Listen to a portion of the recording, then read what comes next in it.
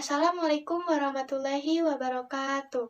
Alhamdulillahirrabbilalamin wa bihi nasta'inu ala umuri dunia wadin wa ala alihi wa sahbihi ajmain amma ba'du. Yang terhormat Bapak Nur Yusuf SPDI selaku guru mata pelajaran sejarah kebudayaan Islam dan rekan-rekan saya yang berbahagia.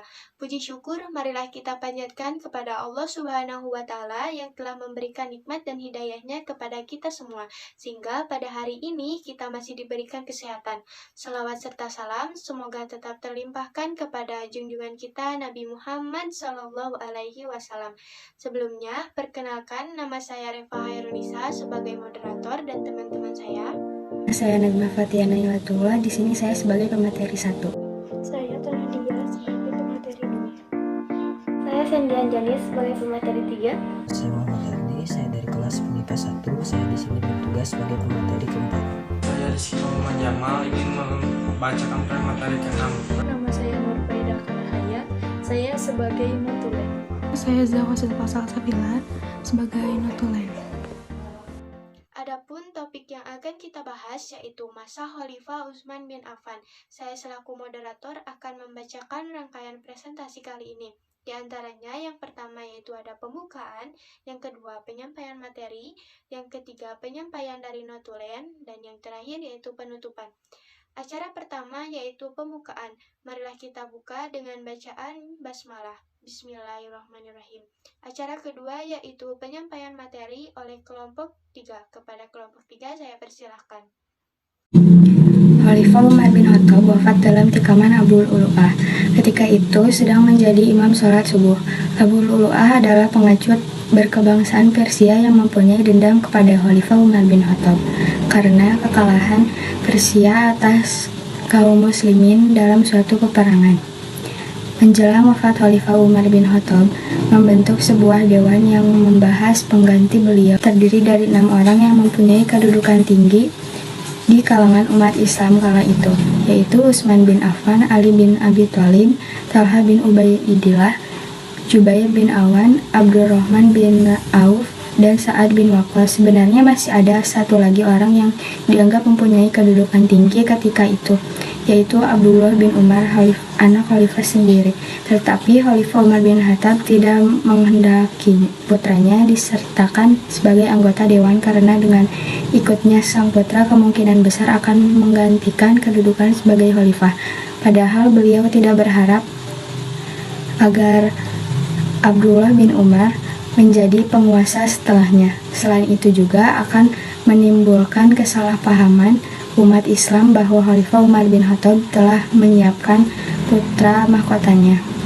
Dewan yang dibentuk itu diketahui oleh Abdurrahman bin Auf. Tugas utama dewan tersebut adalah menentukan salah seorang di antara mereka untuk menggantikan Khalifah Umar bin Khattab.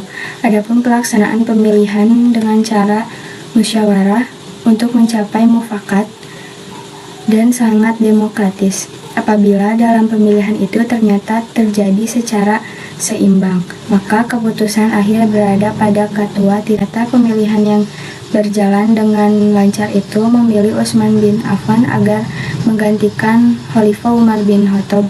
Ketika itu Utsman bin Affan telah berusia 70 tahun. Beliau wafat pada usia 82 tahun. Jadi kepemimpinan Utsman bin Affan berlangsung selama 12 tahun. Meski demikian beliau banyak mengukir prestasi. 1. Prestasi menonjol yang beliau raih antara lain A. Kodifikasi Mushaf Al-Quran.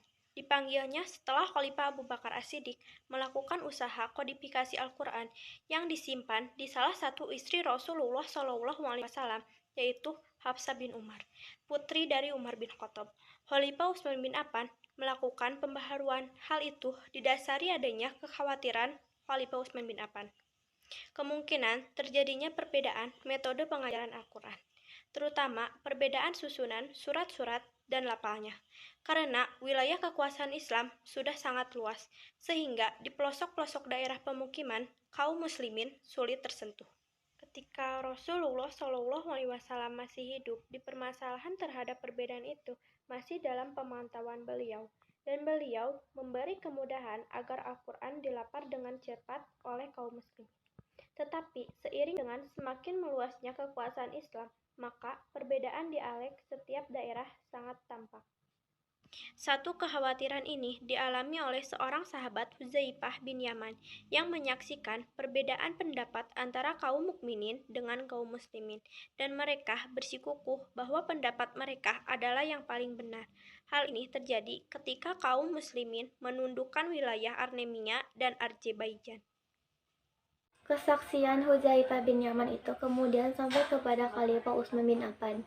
Maka segera Khalifah Utsman bin Affan membentuk suatu kepanitiaan yang bertugas menyusun Al-Quran yang diketuai oleh Zaid bin Sabit dan beranggotakan Abdullah bin Zubair dan Abdurrahman bin Haris. Panitia tersebut bertugas menyusun ulang surat-surat Al-Quran, kemudian dibukukan ke dalam sebuah buku yang disebut Mushaf Metodologi. Penyusun didasarkan pada bacaan para penghafal Al-Quran. Kemudian jika terjadi perbedaan dalam bacaan, maka yang ditetapkan dalam mushaf adalah bacaan yang dialek Quraisy sebagaimana diketahui bahwa wahyu pertama Al-Quran turun kepada Nabi SAW yang berkebangsaan Quraisy sehingga dialeknya juga dialeknya Quraisy.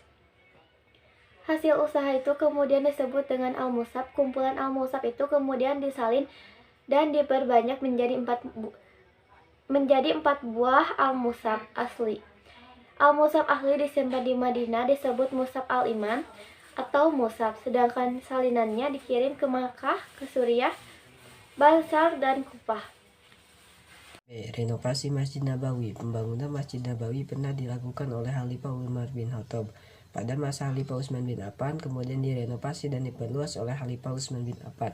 Renovasi itu meliputi perluasan masjid dan keindahan corak sesuai dengan kebudayaan Islam ketika itu. C. Pembentukan Angkatan Laut. Sebagaimana diketahui bahwa ketika Utsman bin Affan menjadi khalifah, daerah kekuasaan Islam merambah hingga Afrika, Siprus, dan Konstantinopel. Daerah-daerah tersebut dikelilingi oleh lautan luas. Maka atas usul dari Muawiyah bin Abu Sufyan yang ditunjuk menjadi gubernur Suriah ketika itu agar menguasai lautan, disambut baik oleh Khalifah Utsman bin Affan. Usul tersebut dianggap rasional karena dengan menguasai laut akan dapat menjaga keamanan secara umum. Khalifah Utsman bin Affan segera membentuk angkatan laut yang kuat. Kelak dengan kekuatan angkatan laut tersebut sangat berperan dalam dakwah dan perkembangan Islam di seluruh dunia, misalnya di negara-negara Eropa, termasuk merambah juga ke Indonesia. Membentuk angkatan laut yang kuat atas usul Muawiyah bin Abu Sufyan yang menjabat gubernur di Damaskus untuk menjaga keamanan wilayah kekuasaan Islam dari rombongan pasukan musuh, terutama dari pasukan Romawi yang masih berkeinginan menguasai kota Iskandaria. Pertempuran untuk mempertahankan Iskandaria antara pasukan Muslim dengan tentara Romawi terkenal dengan khusus Sawari, pertempuran tiang kapal. B. Memperluas keadaan Islam dan di berbagai wilayah, misalnya 1. Armenia, kaum muslimin yang berdakwah di Armenia dipimpin oleh Salman bin Rabi'ah. 2. Afrika, Tunisia, Tripoli, sekarang Libya, yang dipimpin oleh Abdullah bin Sa'ad. 3. Azerbaijan, dipimpin oleh Walid bin Uqbah. 4. Kepulauan Cyprus, dipimpin oleh Muawiyah bin Abu Sufyan yang kemudian merambah hingga Konstantinopel, Turki, serta negeri-negeri bahkan Yugoslavia dan Polandia. Utsman bin Affan menjadi khalifah selama 12 tahun. Di antara khalifah yang lain, beliau termasuk memimpin cukup lama dan telah menorehkan prestasi dengan memajukan berbagai macam bidang titik sifat yang rendah hati dan dermawan.